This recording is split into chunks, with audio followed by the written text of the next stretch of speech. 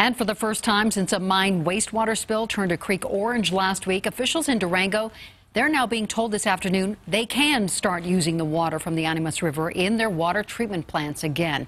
But there are still big questions about water quality downstream in New Mexico and Utah.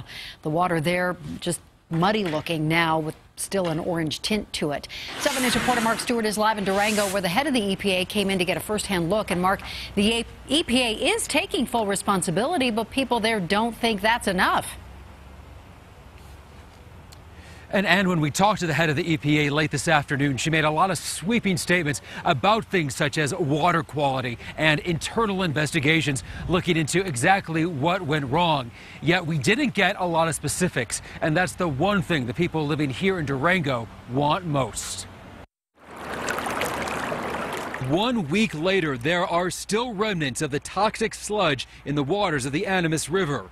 The signs in downtown Durango are clear. The river is off limits. I'm just concerned about, the long term and the short term. Mark Hecker and his dog have to go elsewhere. I was going to let her swim to kind of give her some hydrotherapy, but that went out the window. And like so many people here in the mountains, Hecker wants to know how the EPA could make such a colossal mistake, releasing 3 million gallons of toxic mine waste into the water. Why did it happen? Who should have been in charge and who was in charge? Gina McCarthy is the EPA's top administrator. EPA does take full responsibility for this incident. Yet this is her first visit to Colorado 1 week after the spill.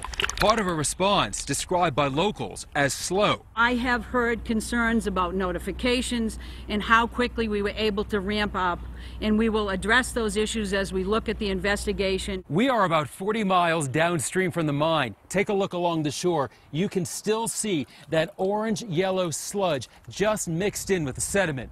And then there's the rest of the water. It's taking on an unnatural greenish-yellow tint. A search for answers as the sludge still slides with the current. The average citizen doesn't have any idea how bad it really is. Who knows? The disaster here has prompted the EPA to make changes. As of tonight, all of its mining operations are on hold indefinitely. We are live in Durango tonight.